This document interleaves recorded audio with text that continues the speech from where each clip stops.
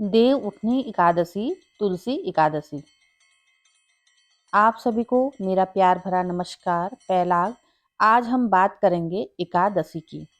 Channel को जल्दी से सब्सक्राइब करें और अधिक से अधिक शेयर करें।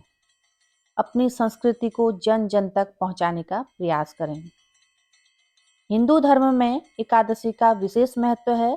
यह व्रत भगवान विष्णु को समर्पित है। कार्तिक मास के शुक्ल पक्ष में देव उठनी एकादशी का व्रत रखा जाता है। देव उठनी एकादशी के दिन भगवान विष्णु योग निद्रा से जागते हैं। इस एकादशी में तुलसी विवाह करते हैं। कई लोग इस एकादशी को तुलसी एकादशी भी कहते हैं। तुलसी एकादशी को देवोत्थान एकादशी, देव उठनी एकादशी भी कहते हैं। इस बार एकादशी 12 नवंबर 2024 दिन मंगलवार को है। 12 नवंबर को एकादशी का व्रत लिया जाएगा और 13 नवंबर को सुबह तुलसी विवाह किया जाएगा। उत्तराखंड के पहाड़ी लोग देव उठनी एकादशी के दिन बूढ़ी दिवाली भी मनाते हैं। घर में रात को पकवान बनाए जाते हैं और दिए जलाए जाते हैं। धार्मिक मान्यताओं के अनुसार इस दिन भगवान विष्णु योग निद्रा से 4 महीने बाद जागते हैं और सृष्टि का फिर से संचालन करते हैं। यह कार्तिक महीने के शुक्ल पक्ष की एकादशी है।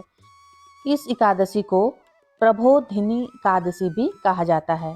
इस दिन से शुभ कार्य और मांगलिक कार्य फिर से शुरू हो जाते हैं। देव उठनी एकादशी से जुड़ी कुछ खास बातें ध्यान से सुनते हैं। इस दिन व्रत रखने से धन और वैभव की वृद्धि होती है।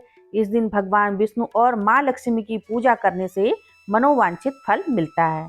इस दिन तुलसी विवाह की परंपरा निभाई जाती है। एकादशी के दिन तुलसी विवाह जरूर करना चाहिए और एकादशी की कथा भी सुननी चाहिए। एकादशी के दिन भगवान विष्णु की पूजा करने से मनुष्य के जीवन के हर संकट और कष्ट दूर हो जाते हैं। इतना ही नहीं, इस दिन की पूजा से देवी लक्ष्मी भी प्रसन्न होती हैं और चातुर्मास के दौरान 4 महीने तक भगवान विष्णु पाताल लोक में सोने के लिए जाते हैं और इस दौरान भगवान शिव ब्रह्मांड की रक्षा करते हैं। जब भगवान विष्णु जागेंगे तो यह जिम्मा वापस विष्णु जी संभाल लेंगे। प्रभु के नींद में जागने के कारण ही इस दिन को देव उठनी एकादशी कहा जाता है। इस दिन से मांगलिक कार्य भी आरंभ हो जाते हैं। देव प्रबोधिनी एकादशी के दिन माता तुलसी और शालिग्राम की पूजा की जाती है। तुलसी माता को लाल चुंदरी उड़ाकर सुहाग और श्रृंगार का सामान अर्पित करा जाता है। सिद्धि विनायक श्री गणेश सहित सभी देवी देवताओं और श्री शालिग्राम का विधिवत पूजन किया जाता है। अब हम सुनते हैं एकादशी व्रत कथा। वीडियो को पूरा देखें और बिल्कुल भी स्किप ना करें। अगर आप वीडियो पूरा नहीं देखेंगे तो आपको पूरी जानकारी नहीं हो पाएगी। कथा इस प्रकार है। भगवान श्री कृष्ण की पत्नी सत्यभामा को एक बार अपनी सुंदरता पर अभिमान हो गया और उन्हें घमंड हुआ कि उनके रूपवान होने के कारण श्री कृष्ण सबसे ज्यादा उन्हीं को प्यार करते हैं। एक दिन जब नारद जी कहीं जा रहे थे, सत्यभामा उनसे टकरा गई। उन्होंने नारद जी से कहा वह उन्हें आशीर्वाद दें कि अगले जन्म में भी भगवान श्री कृष्ण ही उन्हें पति के रूप में प्राप्त हो। नारद जी बोले, नियम यह है, यदि कोई व्यक्ति अपनी प्रिय वस्तु इस जन्म में दान कर दे तो वह उसे अगले जन्म में प्राप्त हो जाती है। अतः तुम भी श्री कृष्ण को दान के रूप में मुझे दे दो तो वे अगले जन्म में पति के रूप में आपको प्राप्त होंगे। सत्यभामा ने श्री कृष्ण को नारद जी को दान के रूप में दे दिया। जब नारद जी कृष्ण को ले जाने लगे तो अन्य रानियों ने उन्हें रोक लिया।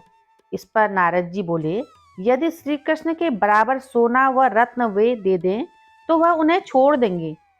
तब तराजू के एक पलड़े में श्री कृष्ण बैठे और दूसरे पलड़े में सभी रानियां अपने अपने आभूषण चढ़ाने लगी, पर पलड़ा जो है टस से मस नहीं हुआ। यह देखकर सत्यभामा ने कहा, यदि मैंने इन्हें दान किया है तो मैं ही इनको उबार लूंगी। उन्हें अपने सारे आभूषण तराजू पर रख दिए, लेकिन तराजू का पलड़ा टस से मस नहीं हुआ। यह देखकर सत्यभामा को बड़ी शर्म महसूस हुई। जब इस बात का पता रुक्मणी जी को लगा तो उन्होंने तुलसी माँ की प्रार्थना की और तुलसी के पत्र लेकर तराजू के पलड़े में रख दिए। यह तो आश्चर्य हो गया। ऐसा करते ही तुला का वजन बराबर हो गया। नारद जी तुलसी दल लेकर स्वर्ग को चले गए। रुक्मणी श्री कृष्ण भगवान की पटरानी थी। तुलसी के वरदान के कारण ही वे अपनी और अन्य रानियों के सौभाग्य की रक्षा कर सके। तब से तुलसी को यह पूज्य प्राप्त हो गया कि श्री कृष्ण उन्हें सदा अपने मस्तक पर धारण करेंगे। इसी कारण इस एकादशी को तुलसी जी का व्रत और पूजन किया जाता है। अब मैं भी अपना वीडियो समाप्त कर रही हूँ। अगली वीडियो में एक नई जानकारी लेकर आऊँगी। तब तक के लिए नमस्कार। पहला चैनल को सब्सक्राइब जरूर करें और अधिक से अधिक शेयर करें।